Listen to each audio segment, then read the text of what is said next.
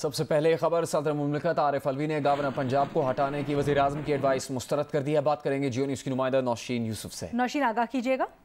बिल्कुल, सदर मुमलिकत ने कहा है कि मौजूदा गवर्नर पंजाब ने ना ही आइन के खिलाफ कोई काम किया है, उन्हें हटाया नहीं जा सकता। उनके ऊपर ना तो बदइंतजामी का कोई इल्जाम है और ना ही उनको अदालत की तरफ से कोई सजा हुई है। रियासत के सरबराह की हैसियत से सदर का फर्ज है कि वो आइन के मुताबिक पाकिस्तान के इत्तेहाद की नुमाइंदगी करे। गवर्नर पंजाब ने पंजाब असेंबली में पेश आने वाले नाखुशगवार वाक़े, वजीर आला पंजाब के इस्तीफे और वफादारियों की तब्दीली के हवाले से रिपोर्ट अर्साल की थी। मुझे यकीन है कि गवर्नर को हटाना गैर मुनसिफाना और इंसाफ के असूलों के खिलाफ होगा। जरूरी है कि मौजूदा गवर्नर एक सेहतमंद और बहुत शुक्रिया आपका नौशीन।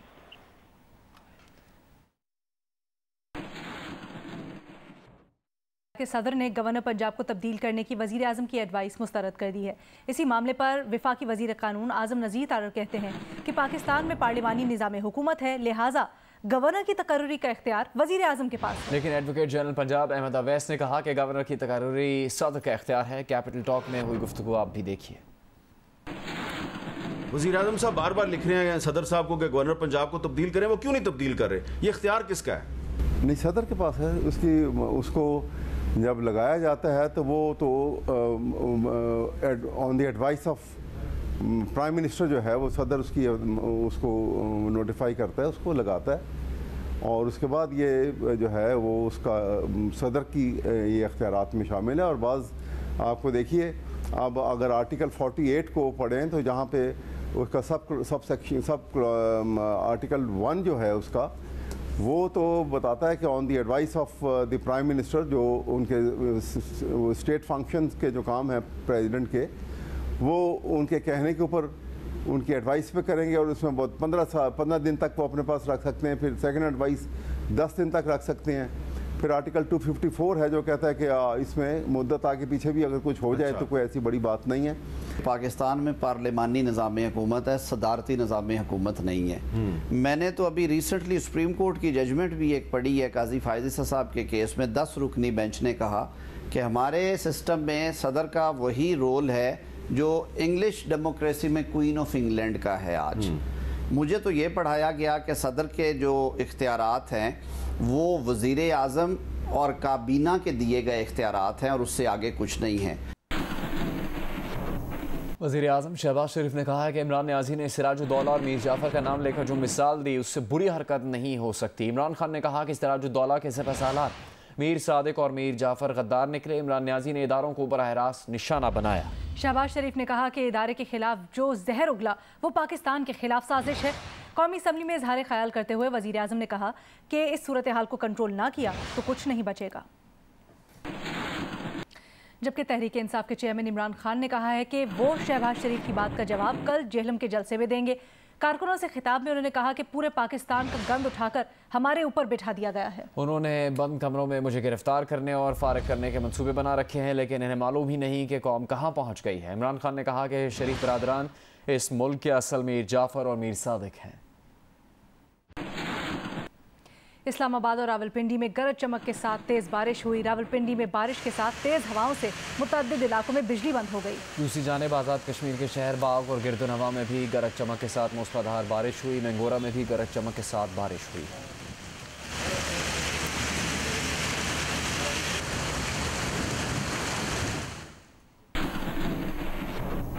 चेयरमैन पीटीआई इमरान खान के खिलाफ कौमी असम्बली में करारदाद मंजूर कर ली गई। करारदाद में कहा गया है कि ऐवान इमरान खान के हालिया बयानात की पुरजोर मजम्मत करता है। इमरान खान ने मुसल्लह फौज को बदनाम करने के लिए तारीखी हक़ाइक़ को तोड़ मरोड़ कर पेश किया। इमरान खान ने तासुर दिया कि मुसल्लह फौज मुल्क के खिलाफ साजिश कर रही हैं। सियासी मकसद के हुसूल के लिए किसी भी रियासती इदारे पर इल्ज़ाम तराशी मुल्की मफाद के खिलाफ है।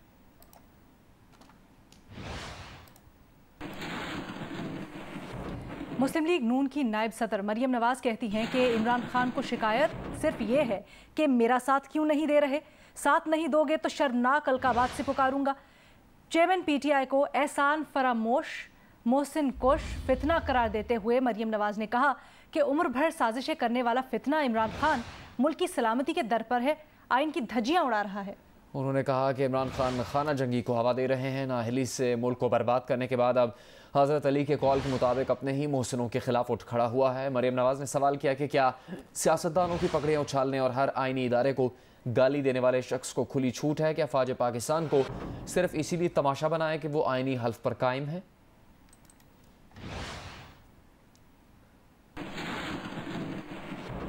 तहरीक इंसाफ के चेयरमैन इमरान खान एबटाबाद जलसे में शिरकत के लिए खैबर पख्तूनख्वा हुकूमत के हेलीकॉप्टर में गए। इमरान खान पर पहले भी सूबाई हुकूमत का हेलीकॉप्टर इस्तेमाल करने पर नैब में तहकीकात हो रही हैं। मुआविन खुसूसी खैबर पख्तूनख्वा बराए इत्तलात बैरिस्टर मोहम्मद अली सैफ इससे मुतल्लिक कहते हैं कि वज़ीर आला महमूद खान इस्लामाबाद से एबटाबाद जलसे के लिए आए। ये उनकी सवाबदीद है कि वो अपने साथ किसे सवार करते हैं।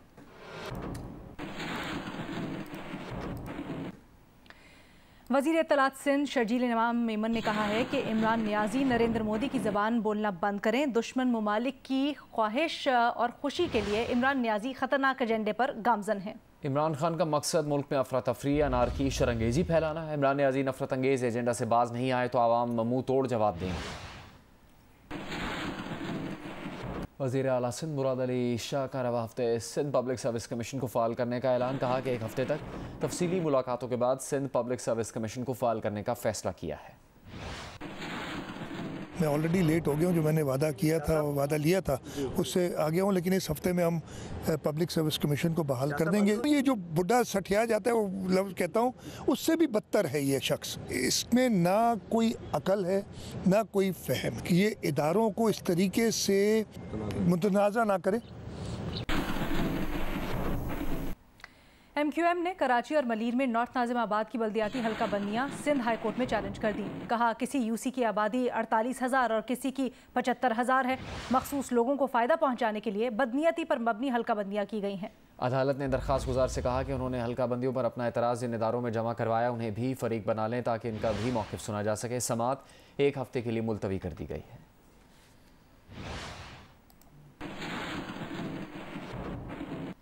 अमीर जमात इस्लामी सिराजुल हक ने कहा है कि माफिया से निजात का वाहिद रास्ता शफाफ इलेक्शन है। इंतखाबी इस्लाहात के फौरी बाद इलेक्शन होने चाहिए। आर्टिकल 62-63 पर अमल दरामद यकीनी बनाया जाए। उन्होंने मजीद कहा कि सियासतदान गद्दारी और वफादारी के सर्टिफिकेट बांधना बंद कर दें। अवाम झूठे वादे और वादे करने वालों का एहतसाब करें।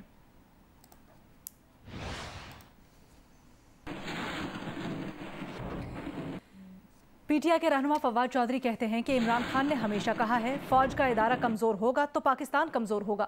इमरान खान ने जिस तरह इदारों को महफूज रखने की कोशिश की उसकी मिसाल नहीं। इस्लामाबाद में प्रेस कॉन्फ्रेंस करते हुए फवाद चौधरी ने कहा कि झूठे पर्चे करने की रवायत को जिंदा ना किया जाए। लीडर्स को गिरफ्तार करने से मुल्क में तकसीम बढ़ेगी। एडवोकेट जनरल पंजाब और रहनुमा तहरीक इंसाफ अहमद अवैस ने जियो न्यूज़ के प्रोग्राम कैपिटल टॉक में कहा कि शेख रशीद मशकूक है और शेख रशीद की वजह से तहरीक इंसाफ को नुकसान पहुंचा और आइंदा भी नुकसान होगा। क्या रात को अदालत का खुलना ये काबिल एतराज है? आपने कभी रात के वक्त अदालत की प्रोसीडिंग में हिस्सा नहीं लिया? आपने नहीं है, काबिल एतराज बिल्कुल नहीं है। बाज़ ऐसी सिचुएशन हो जाती है। मसलन मैं खुद एडवोकेट जनरल पंजाब हूँ और एक वाक़या हुआ कि जस्टिस कासिम साहब जो चीफ जस्टिस थे, अब रिटायर हो गए हैं, उन्होंने एक बड़ी मिसचिवसली, आई मस्ट से कि मिसचिवसली उन्होंने एक ऐसी हरकत की थी कि जो कि मेरे ख्याल में वो एक जज को ज़ेब ही नहीं देती थी कि उन्होंने जुमे की शाम 5 बजे अदालत लगा ली और अदालत लगा के उन्होंने एक सेल्फ स्टाइल की एक कंटेम्प्ट पिटीशन अपने पास ही रख ली, जबकि उसका सब्जेक्ट मैटर जो उस पिटीशन का था उसका एक फुल बेंच ऑलरेडी बना हुआ था और फंक्शनल था।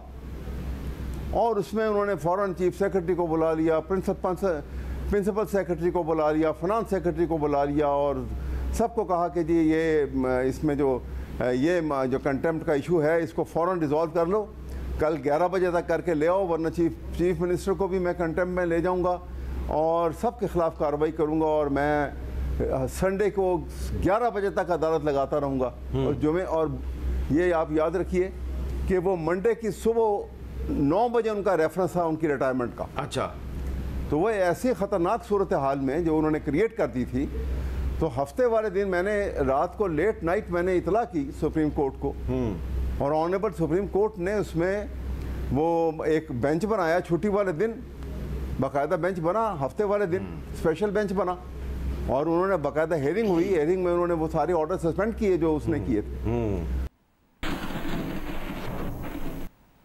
वज़ीर दिफा ख्वाजा आसिफ कहते हैं कि वो ज़ाती तौर पर मौजूदा हालात में इमरान खान के खिलाफ कार्रवाई के हक में नहीं है। ख्वाजा आसिफ का तफसीली इंटरव्यू देखिए रात 10 बजे की हेडलाइंस के बाद प्रोग्राम आज शाहज़ेब खानज़ादा के साथ में।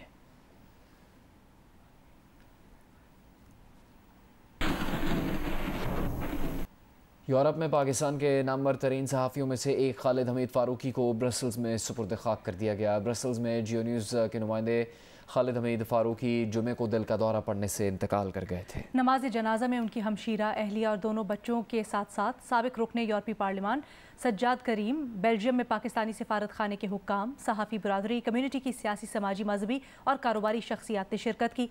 खालिद हमीद फ़ारूकी जियो न्यूज़ के क़याम से अब तक जियो न्यूज़ से वाबस्ता रहे। उन्होंने अहम उमूर पर मुख्तलिफ ममालिक से गैर मामूली रिपोर्टिंग की।